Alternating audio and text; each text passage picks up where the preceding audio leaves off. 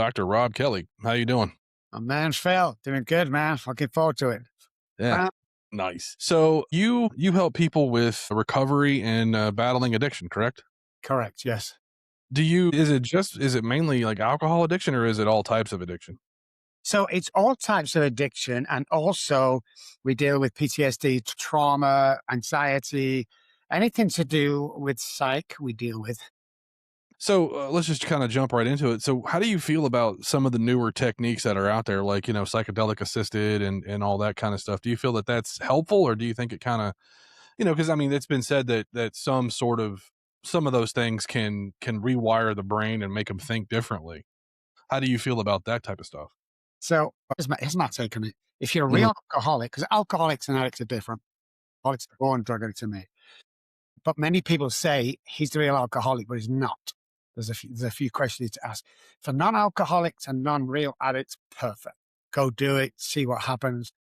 If you're a real alcoholic and there's a test to pass, kind of, or a real staunch drug addict, just be careful, man. And it's not something I would do, but I've heard some horror stories, but I've heard a lot of good stories. So it's nothing that I would research or go into because we're more neuroscientists, to be honest. We truly believe that you can't cure addiction, Mhm. drug addiction with a drug. It's Right. Yeah. kind of like going from whiskey to beer. So yeah, well, hey, listen, guys at home, if you're thinking to do it, go do it. I mean, what's the Right. worst that can happen? Well, I mean, I guess that kind of says the old saying, there's many avenues to the same destination, So, Absolutely. and it's like if you find something that works for you, then like you said, go do it. Do it. Yeah. Can you give me a little bit of your background, like where are you from and all that? Yeah, so I'm from Manchester, England. I reside in San Antonio, Texas, and have done for 20 years. A poor family, live on the lower end of the projects, no money in the house. Mum and dad worked. Used to dig rolls for the gas board, a gas company, and mum used to clean other people's houses. So, loving the house, lots of it. Took my first drink at the age of 9 on stage with my musical family. I was playing bass guitar at 9. Liverpool is where I had my first drink. I was nervous. My uncle said, "Here, drink this liquid. It'll make you feel good." I drank it. It made me feel good. And it set off from there. I always wanted to be a pro musician. I hung around with a lot of the guys in Manchester that became famous, but I have that brain that I'm either all in or I'm all out. I don't do half things here. So I can play any instrument. That's just my gift. So I ended up at Abbey Road. I was the bass player at Abbey Road, session bass player for like 3 years. And they fired me for being drunk every day. Must be the only person in the music industry who gets done for alcohol consumption. Yeah, I went to college and I just scraped through. And yeah, that was it, man. I kept drinking weekend, no problem. The Yeah. right time I was drinking me, no problems. But so what set you down your path of recovery? Because I know that, there's always that catalyst that says, you know what, I'm not doing this shit anymore. So what was that with you? So drinking every day, got married, had 2 children, the perfect life it looked like from the outside. Heavily drinking by the time I got married. Lost the children, had my wife 3 times one night because she wouldn't let me finish my bottle of vodka. Horrible things, violence in the house, drunk. I didn't know I was doing it. Lost everything, houses, cars. Everyone disowned me and ended up homeless for about 14 months. Out of garbage cans, robbing, stealing alcohol whenever I can, just horrible things to stay alive. Fought every day physically to stop being beat up and stuff. And then after about 14 months, had like kind of a spiritual awakening on the streets that brought me off the streets. And then I was on a mission, man. It's like, I can't understand why I couldn't stop drinking. And I can't understand how the medical fraternity is like, well, just stop for your kids, go to AA. None of it worked for me.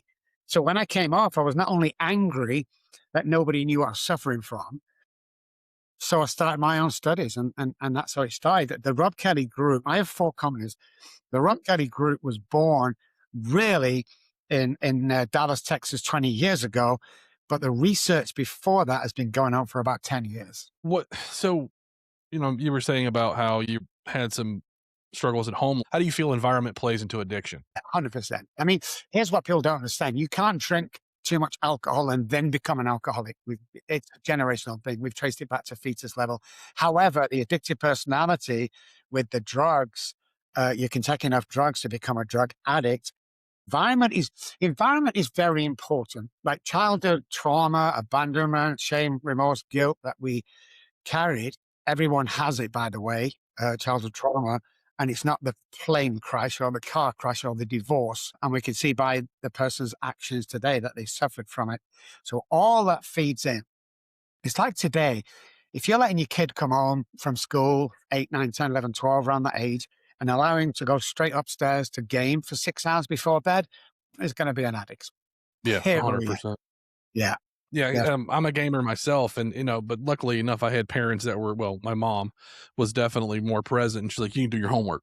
Yeah. You know what I mean? So it's always good to have that person that's going to push you to do the right thing. So was how do you feel that like in your approach to therapy with your people? But do you feel that like there's a certain number of sessions you should have, or do you think it should be a long term thing, So, or is it as long as it takes to get the person better?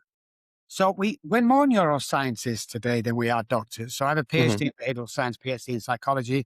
Hmm. The guys have PhDs, but neuroscience was the key changer, and for us. So you will change from day one when you come to see me. From the first session, you'll change and realize the change. How do we know that?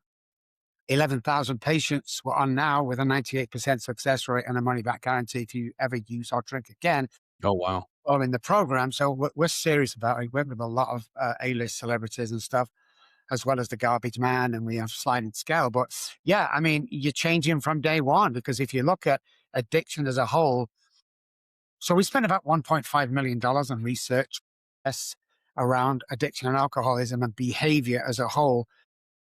Alcohol has 1% to do with alcoholism. Same with drugs, food, sex, porn, whatever it is. It's not the problem. He never had a drinking problem, he had a thinking problem. So we look at the neuroscience behind that, and it's down to three things: hypothalamus, basal ganglia, the amygdala. In alcoholics that differ from any other person. So, yeah, if you're going to see your therapist, guys, and you go in there and you come out for the first, second, third session, nothing's changed. Get a new therapist, is what we say. We ain't got time to mess around, guys. Life's too short. Exactly. To be in therapy in perpetuity just seems like a waste of time and quite frankly money because get it the people that do this type of stuff, your typical therapist, they have put food on the table just like you and I do. I was seeing a therapist. I'm a center of center person here in Florida where I live. They passed this bill to where kindergarten teachers couldn't talk about their sexuality to kids, and her and I actually got into an argument about this. And I said, "You and I are not aligned at Yeah. all. So why am I going to continue to take therapy from you?" So, anyways, but I like what you're doing with the treating it from a neurological standpoint versus an external standpoint. That makes so much more sense. So that kind of leads me to this next question. Do you think that finding a root cause of trauma can help with addiction? Childhood trauma is 90% of addiction. Okay. We have to understand there's a childhood trauma that we go through. And back in my day, they normalized that sexual trauma. It makes a huge difference on your life today. So I Yeah. can tell by the way people act, talk, say, walk, that, and it's everybody, but I can tell straight away what the childhood trauma is. So if you can't keep relationships, if you can't keep a job, we go right back to the abandonment in the childhood trauma that we carry on throughout our lifetime and don't even know it because the brain and our bodies in patterns all of the time, repeated patterns, repeated patterns. So if 300 neural pathways die every day, which they do, what are you replacing them with? Are you replacing them with the same old thought patterns and the same old, I can't do this. My mom said I'm no good, because that's the life you'll lead. Right. Really important that we understand the epigenetics even around addiction and how we can change it. You can fully get cured from addiction. I can almost hear the phone calls, Phil. It's true, we've proved it. But alcoholism, there is no cure because of the hypothalamus. That's why it's a disease. But there's no cure for a common cold or food poisoning. But number one, childhood trauma. Okay. Yeah, that makes a lot of sense because, my father was an alcoholic and he was, a bunch of other things. I mean, he did eventually quit drinking, but, and it took him a long time to do it. But, I've seen it in my brothers. I've seen it, I was almost an alcoholic because of my first marriage failing. So, but then I was drunk and throwing up and I said, you know what? This isn't hurting her. It's hurting me. So let me just go ahead and pour this bottle out and then address the real problem, which was her. So then that's what I did. So obviously there's a lot of stigma around addiction. And then what kind of support would you say that helps you get rid of that stigma? Because seeking help first and foremost. Yeah, so the biggest one is starting dialogue. But once you get into any kind of recovery, whatever it is that you choose, the labels are big in the recovery industry. My name's Rob and I'm an alcoholic. Well, the definition of an alcoholic in the American dictionary is someone who's dependent upon alcohol. So, first of all, we set the tags away. I'm not an alcoholic. I'm a ex-problem drinker or somebody who suffered from it, but it doesn't come up in normal conversation. The same with any other addiction, you know. Most of the people I work with, household names, people know, and you'd be surprised though, Phil, how many people go, can't do it, Doctor Rob. I'm like, just come out, just let it. No, can't do it. All my film industry will drop me. Directors never look at me again. So we're still in the closet when it comes to stuff like that. But you know, my everyday patients that I see, like me, working class, it's just about changing the dialogue. Once we start changing that internal dialogue, the confidence starts coming. If you continue go to 12-step meetings that help others, that's great. Or whether you pull away like me, I've been out of AA for about 3 years and I'm on kind of my own journey, then we have to realize that what we went through while we're drinking becomes our greatest asset going forward. So no college degree, no nothing. If you're not a real alcoholic, you can't be a counselor for another alcoholic. You can't do it because you don't think like me. So the diplomas on the wall, for me anyway, don't mean nothing. It's that lived experience, and I know the way out because of the neuroscience. So I think you need to take a closer look at that, guys. Just just realize one loses one's identity. That's a huge thing in addiction or trauma or depression. Is what is your identity? Most people, it's alcohol, drugs. Most people, it's marriage, work. Once we take you out of that environment, who are you? Yeah. And that's And where the well, things start. it feels like you have to break down that person who they are, and just you're basically starting from scratch, and it's like you almost have to figure out a way to get a blank template of a person to be able to build them back up without having that in here to say, "Hey, I need to drink and I need to do this to have whatever," you know? So what does recovery mean for you? Like, It what means freedom, is what it means. It means choice today. It means I can be that person that I've always wanted to be. I try not to lie today, steal today, be an idiot, have affairs behind my wife. All this stuff that I used to do when I was drinking is choice. I've been given the choice today. Now, it doesn't come to the choice to drink or not. No, when you're suffering alcohol, you don't have any choice because of the hypothalamus. But I do get to choose once I'm doing the work and done the work and continue. I get to choose today, and alcohol doesn't even come into the picture. Why would it do at 1%? So yeah, I think it's and being able to help others. It's 90% of my work is giving back to people. Like no veterans pay coming here. You know, we discount like crazy, like 1% charge for some people like me who probably won't be able to afford it here. So when I'm selfish in drinking, I don't get them choices. I don't get to help people. You know, my daughter, after 30 years, got in contact with me 4 years ago, and I met my granddaughter, and it was just amazing.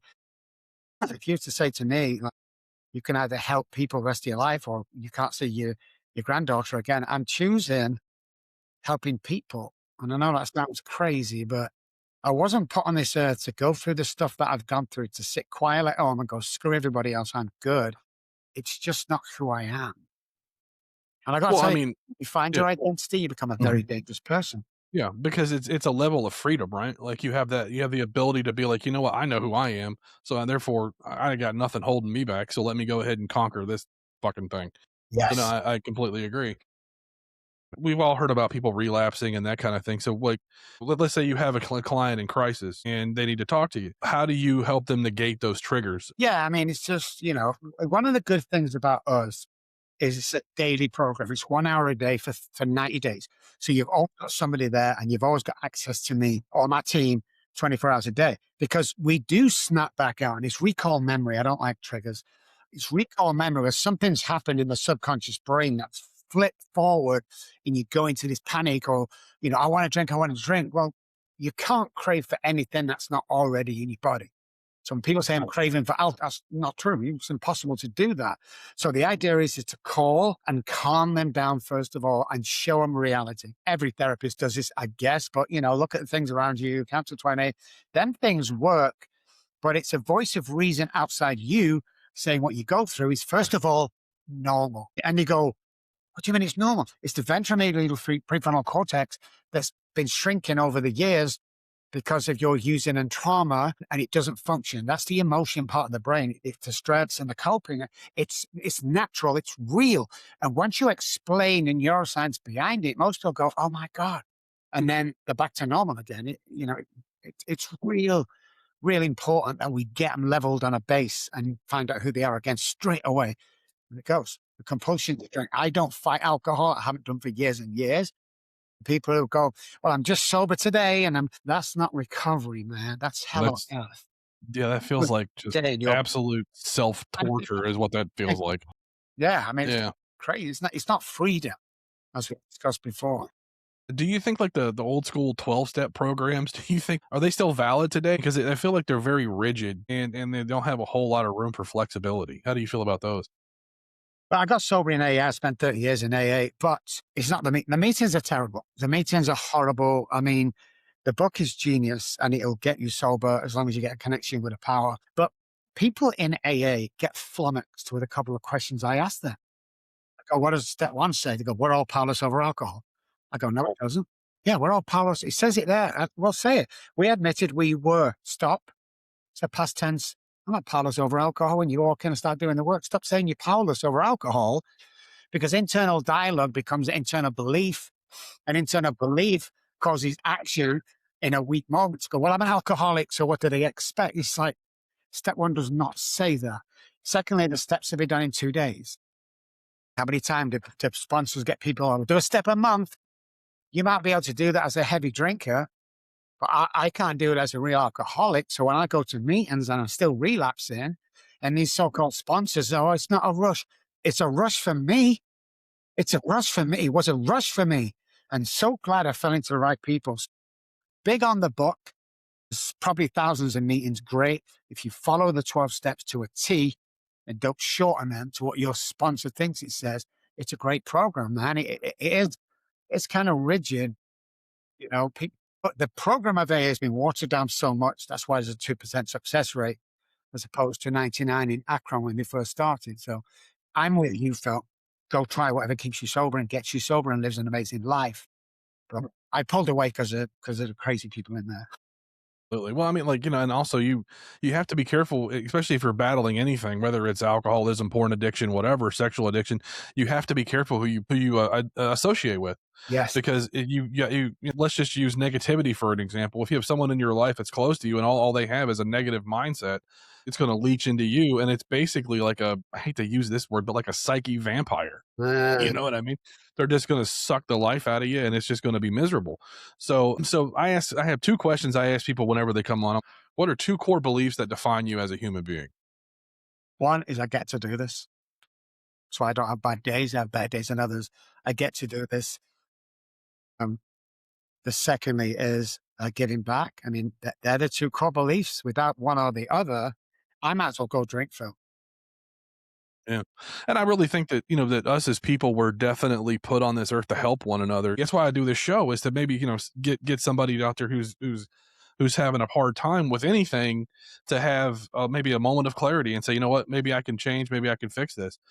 Some people just need that little bit of a push. And I really want to say that I think that we were put on this earth to help each other as long as it's not a detriment to yourself. You know Yes. what I mean? And I think that, this idea that's Joe's problem. And no, I mean, maybe I could help him, maybe I can't, but I'm going to at least let me try, Yeah. Yeah. and that's very admirable things that people do. And it's hard to give of yourself like that, especially having your own recovery process as well. It's not probably not easy. So when you're not helping people, what do you do to relax and blow off steam? So, well, I'm a musician, obviously. I have a guitar room, music room at home.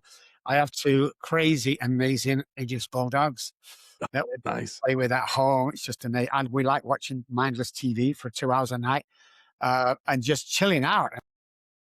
Our relationship with my wife is absolutely mind blowing. We work together, we play together, it's just great. So I try and pull away from work at 5 o'clock and the phones, and I have certain people because I'm a concierge doctor. I have certain people when they call, I got to answer. So I get them with 100%. special ringtones. Otherwise, the phone goes away, and we just have quality time with the dogs or TV or cooking dinner or whatever it is. Because if you don't do that, what we have to realize is every time you help somebody, they take a piece of you away. If you're not replacing that piece, you're going to burn out. Like I did 10 years ago, they put me into a psych ward. Uh, and yeah, I had a full break. I was trying to help everybody, Phil, and all I did was kill myself. I have a question to ask everybody. You're helping people, you're doing amazing, they're recovering. Who's helping you?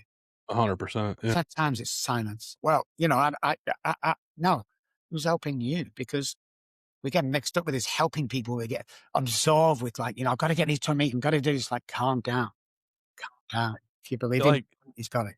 definitely self-care is something that you need because it's like, you gotta check in on yourself. Even Anthony Bourdain said that. He's like, "Check in on yourself, check in on your friends." You have to, especially, like, because I work in the operating room, right? Like, so I help surgeons do surgery 3 days a week, and when I sometimes you get a patient and they're like, for lack of a better term, they're fucked. They have cancer or whatever. This show is part and parcel of my outlet. But if I didn't have like gaming or going for a motorcycle ride or eating a good meal or something, I'd go nuts. And then I think that being able to check in on yourself is paramount to just life in general. So let's hop back to the to what you do for your patients. So like if you do you tailor your programs to the individual, or do you have like a thing that you do that just kind of I don't want to say just blanket because that's not fair to say. You know what I mean? Yeah, yeah. So do you Every single patient is different. Every single patient is treated different. So the plan is around them when they come. Oh, I think that we're one of very few places that you need to pass an assessment before we take you on. And that assessment finds out if you're here, if I can turn to your parents or loved one and guarantee that they're going to get well and everything's going to be okay. We'd probably turn 40% of people down because they're here for the wrong reasons, or mommy's paying a big check, or you know, they're somebody famous who thinks they get special treatment. We don't do that stuff here. You better be told, or we'll fire you. Get back on the plane. We're not interested.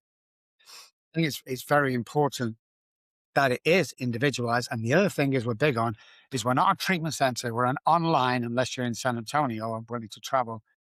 Telehealth, 90% telehealth. So again, really important that it's individualized because you need to recover in your own environment.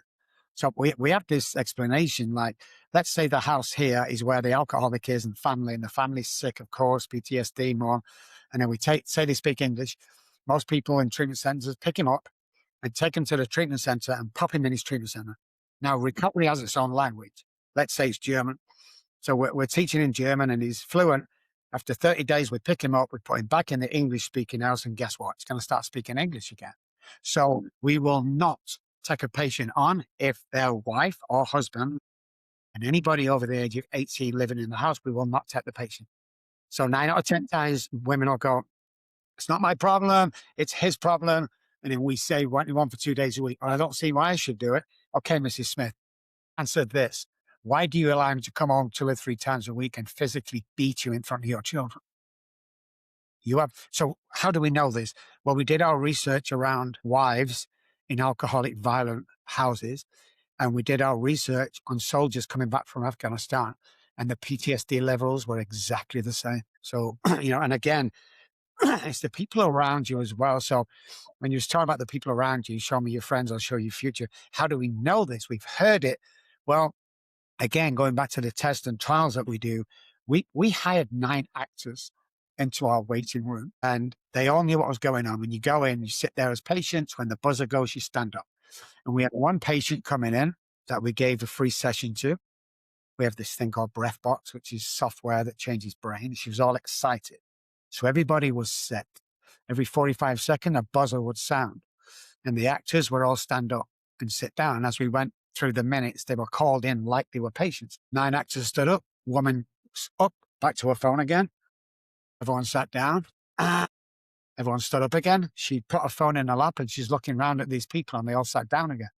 The third buzzer, she stood up with everybody else and she sat down. But what was interesting is when we called all the patients in, all the actors, and she was the only patient in the waiting room, she stood up. Well, the people around us have a huge effect on us without us even knowing they have an effect on us. So always hang around with people that you want to be. Always hang around people that build you up every single day. Oh, you need validation every day. Yeah, shut up. I do because I did some amazing Yeah. things. What's Yeah. wrong with that? I compliment all my staff every single day. I bring presents in for all of them. If they're, I've got Dallas, Manchester, London, Switzerland, where my office is. Is send them. They've all got company credit cards, and I'll call them up on a Friday. Hey, go and take the husband out for a nice meal, expensive meal. It's on me. So they feel as if we care about them. And it's really important in an individual's life. If you're not getting validated because we didn't as a child, or approved, which we didn't as a child, then we're heading for trouble in our later life. Most people that come here that's been molested as a child never got validated for that. It's like, shut up, it didn't happen, sweep it under the carpet. For me, it was the priest. Sweep the carpet, I don't want to talk about it anymore. Nobody actually said to her, do you know something? I validate that feeling and that action. I truly believe it happened. Yeah. It's a huge breakthrough. Yeah. It does. I mean, because that, I mean, the moment it's like the person that they feel they're always wrong, you know, and then the moment that someone says, you know what, you're right, and then it just open that dam will break, and then they'll be like, oh my god, I feel heard, I feel seen, or whatever buzzword you want to use for it. I really think that when you, where do you think that that comes from? That craving of validation. I mean, and I'm not anti-validation. I think that, you know, it's good to be appreciated, as they always say. You know what I mean, and to have and to be noticed. But where do you think that stems from? That craving for validation. It comes from lack of, as a child, the investment and learned behavior from parents or caregivers. So my dad could never show emotion because his dad never showed emotion. That's the way you brought up. It's the same back in my day. Again, there's no, my mom tried her best, but there's no validation there. So I grew up. I remember coming back, I was a bodybuilder back in the day with this huge trophy, and mum was like, yeah. And I was talking to dad, he went, oh, very good. That was it. So I grew up thinking that nobody liked me and I couldn't really do anything. And I grew up for about 20 years after that, trying to prove to my dad that, look at me, look what I've done, just to get his approval. And he never happened. And that added to my addictive personality of never being good enough. So I was never tall enough, blonde enough, rich enough, or thin enough. And most people carry that into their adult life. Well, a surprise for you guys, your weight does not define you. Your past does not define you. What defines you is what is your identity. And most people, when they find out that, it's a game changer, Phil. Yeah, 100%. I have to remember because my father was very much abusive, not so much physically as he was mentally, right? He would look at me because he only had a seventh grade education because he was born in 1927 in Appalachia, like in West Virginia. So he had to go and work the fields with his father and all that shit. So he didn't, he had no education. So when he looked at me, he goes, "You're stupid, you're ignorant, you're lazy." And that's just a 46-year-old man who has Yeah. a very, successful career and a good reputation in that career. I'll be setting up a surgery, a complex surgery, and be like, "You're a fucking idiot. You don't know what you're doing." All that shit, and it's all so fucking. It just, and you gotta like shut up. I Yes. know I can do this, and like I help people. I help people get better. I help people walk. I help this because like the surgeons, yeah, they do the surgery, but it's up to me to make sure the case stays sterile, to make sure nothing gets lost. So there's this stuff that and then there's times that something will happen that the surgeon is not familiar with. And I'll have to be like, "Well, let's try this." And they try and it works. This is why I tell parents, because I'm not a parent, I say, you have a huge responsibility to don't fuck that kid up. Yeah. Yeah. And it's like, and I said, because if you start now and you start berating that child and making them feel insecure and insignificant on every little thing they do, they're never going to forget it. And I can remember very few instances in my brain that I can remember my father saying, "Good job, I'm proud of you." If you're going to be a parent, you have to obviously you have to discipline your children and you have to make sure that they're a functioning adult. You can't give them every little thing, but it's such a fine line and it's such a responsibility. So so we have a saying here, and it's this, and dads don't like it, is anything less than nurturing as a child is child abuse. And I'm going to yeah, stick by that statement. So you yeah, have to actually, well, I'm at work all day. I don't give a shit. When you come home, 5 o'clock, you nurture that child.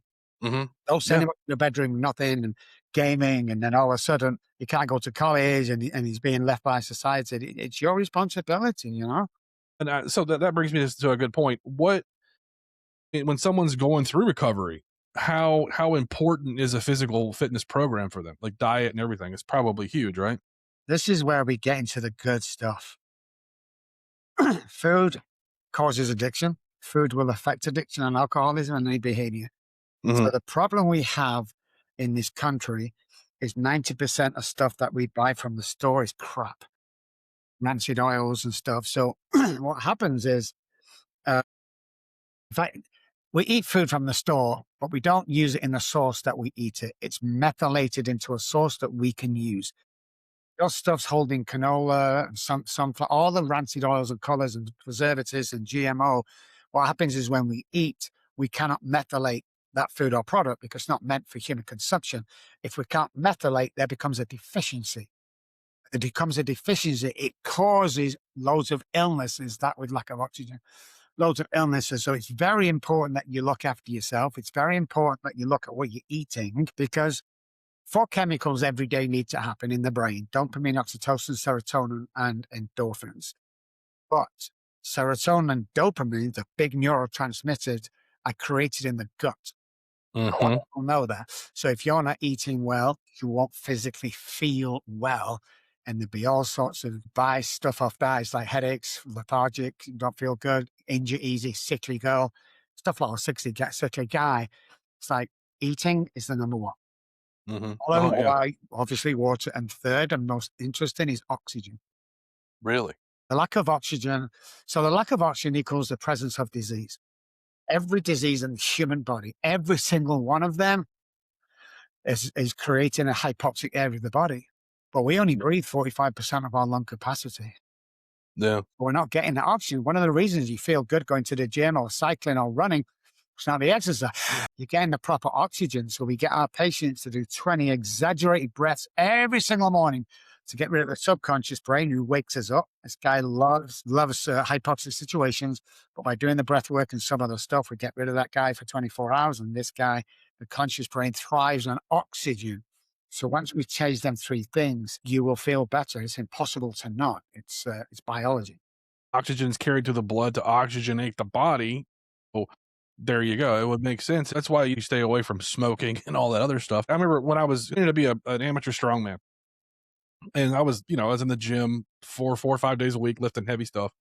And you would see somebody go out of the gym, light a cigarette, and eat a Snickers bar. Like, what's the fucking point, dude? You might as well have just skipped the workout and saved the time. But anyways, so And you brought up the whole dopamine thing in the stomach. When we do gastric bypass surgery, that's one of the main parts that we take out of the stomach is those dopamine sensors, because that way it changes your relationship with food and it makes it to where you crave smaller, and that way you lose weight. As a person who's been in the operating room for 25 years, I think like it's like Ozempic, it's like all these other, GL whatever they're called. Um I think the only real way to lose weight and to keep it off is discipline. yeah, We severely lack discipline in today's society, I believe. So the second question I got for you, I ask this of everybody that comes on the show. You are ready to shove off the mortal coil and you're about to cross over to whatever you believe. What do you, Rob Kelly, want to be remembered for? a good guy that helped people. No, That you know, no, I believe in God. yeah, I don't read the Bible, anything like that. I don't right, think God wants me in a certain building on a Sunday at a certain time to get no, blessings. Don't believe mhm, that. I don't believe that. He wants me to tithe 20%. I don't believe all that. I'd rather give it away to homeless, which we do. But I have God, and I know when I get to heaven and I'm standing in front of him, do you know what he's not going to ask me, Phil? How much what's was the that? car you were driving? How much was that house? Do you know what he's going to ask me? How many people did you help, Rob? Exactly. And I want a Yeah. big number. I want a Mhm. huge number. Yeah. And I really think you're gonna achieve it, my friend. I can tell you you have the motivation to do it. I've never been in the same room with you, but I really I like what you're doing. I like you as a person. You just keep doing what you're doing, obviously. And you don't not to need my opinion to do that. I truly appreciate everything that you got going on. Obviously, family plays a big role in recovery, right? So what can a family do to help the person that's fighting the addiction or in the recovery process?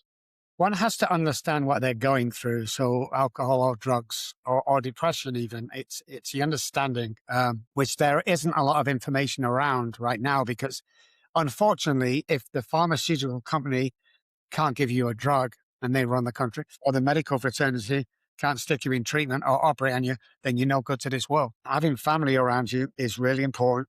And again, helping people. So there's a fine line between helping and enabling. We know that. I remember my dad threw me out one night after my marriage was split up, and I hated that man for that for years. But he saved my life. It's funny because 10 years later, once I was clean and sober, maybe not that much, but I remember speaking to my mom at her house. She let me back in the house. We're drinking tea, and dad's at the bar with his friends every Friday night. That's what they do. And she said, "Remember your dad throwing you out?" And he said, "You know what, Mum? I've never forgive that man for that, truly." And she said, "Well, let me tell you this, son. In 45, 50 years of being married to your father, that was the only time I saw him cry." And that hit me in the chest. It's like, how much damage have I done? And then, you've got to work on that shit because I can't survive, man. I can't survive with all that on my mind. So when I came to America, when I came to San Antonio 5 years ago, I had this idea to open a British restaurant that served just British food, nothing else. And everybody's saying it's Texas, don't be silly, it's Tex-Mex country. But I did it because I have the mindset to do it. I had no any idea about restaurants. I'd never been in the back end of a restaurant. I brought my sister over and brother-in-law. They have never been in a restaurant, but we did it. And it's a very successful restaurant today. But having my sister here at the age of 64, when she came over, made a difference to me. It really made a difference. I felt as if I wasn't on my own, which I'd felt most life because now and again, I'll still suffer from the imposter syndrome. Yeah. What the fuck are you doing here? He's just going to be introduced to somebody who I have no right being in front of. And they're like, oh my God, oh my God, oh my God. What if they find out? And the idea is to do the work and they'll find out what? Mhm. Like he was a homeless drunk who this just walked away from his children or blah, blah, blah. It doesn't make any difference. It's who I am. So it's important, man. It really is. I mean, to get a balance in life, I think is the key to everything. So when we look at the neuroscience behind it all makes sense today. But I'm still disillusioned with the medical fraternity and the pharmaceutical. I'll be angry at them for the rest of my life. I mean, the third leading cause of death in America is the medical fraternity. But I just don't think any research has been done on addiction. No, really, Pete, there's no money in that. There's no money. No, there's not. The only money they've got for addiction is, well, it's not even addiction, it's Adderall and stuff like that, which absolutely crashes the brain. It'll never work properly after you stick some of that in your system. I've been in the medical field since I was 19, right? I have seen so much change come into the American medical society, and I will tell you that it has not been for the good. I had an A1C of 7, and that's high-ish, but back in the day, it's not considered diabetes, right? So it was actually it was a 9 through diet and exercise and some discipline. I brought it down to a 7, and then of course my general practitioner, who's probably paid by big pharma, to say, "Hey, Yeah. you got to take this pill," and I said, "I'm not fucking taking it Yeah. because it makes me feel like crap. It doesn't do anything." Yeah. I mean, so I think that, but then again, that's a rabbit hole we can go down in another Yeah. episode because it's like cancer in this country is never going to be cured because it's always about the comeback. You don't get rich healing people. So it's disgusting. I will never begrudge a person for making their money, but I will tell you when you get called to meet the maker and it's like, how did you make that money? Yes. Yes. And you didn't help the sick, you exploited the sick. It's all over as well. We often get people in, and especially women, and they go, "Oh, Dr. Rob, I'm so depressed." I go, "Oh, I'm sorry to hear that, Mrs. Smith. How long have you had depression for?" "About 10 years now." "Oh my God, 10 years. Do you take any medication for that?" "Yeah, I take Wellbutrin." "How long have you been taking the Wellbutrin?" "About 4 years." "When the fuck do you think it's going to kick in?" Yeah. Because you're Yeah. still depressed today, but you're still taking the med. I don't get it. It's Yeah. like, but we just do it. There's a new illness coming out with a new medication every week I've never even heard of. Do you have spickly wickly disease in your eye? What the fuck is that? I don't Yeah. know. Got medication for it. I Yeah, should exactly. just go. I can't even talk sometimes. I meant over this guy on a boat with this beautiful. It could kill you. It could cause it. All your arms are going to fall off. Your legs are going to fall off, and you're Mhm. watching the girl, and it's just crazy, man. Mhm. Yeah, yeah, or it's like some medication for a rash, and it's some chick just frolicking through a field of Yeah. flowers or some stupid shit. Like, come on, who's that fucking, you know what I mean? Jesus Christ. But then again, but it works because people take it, right? And it's all marketing is where it's at, brother, unfortunately. It is. So, It is. but where can people find you if they want to reach out and they're seeking help? So if you're listening, guys, and not watching, I spell my name with two B's, ROBBKELLY.com. Jump on there, give us friends, give us likes, all that stuff. There's a great book out there, guys. I'm going to tell you, and I'm telling you for a reason. Know what you think it's for. It's called Daddy, Daddy, Please Stop Drinking. It's the last thing my daughter said to me when the police and authorities took them off me. She's now my lead therapist in Manchester office. We're giving 10 copies away. Mention Phil right into the show or come find me. If you're in America, I'll sign it for you. I'll ship it free of charge and have a good read and pass it on to somebody else when you've finished it. Nice. All right. Well, you can find my show on YouTube, Spotify. You can find me on Facebook and Instagram. Thanks everybody for listening. We appreciate you. And also for you, Doc, thank you for taking time out of your busy schedule to come chat with me. I really appreciate it. You're Thank my you.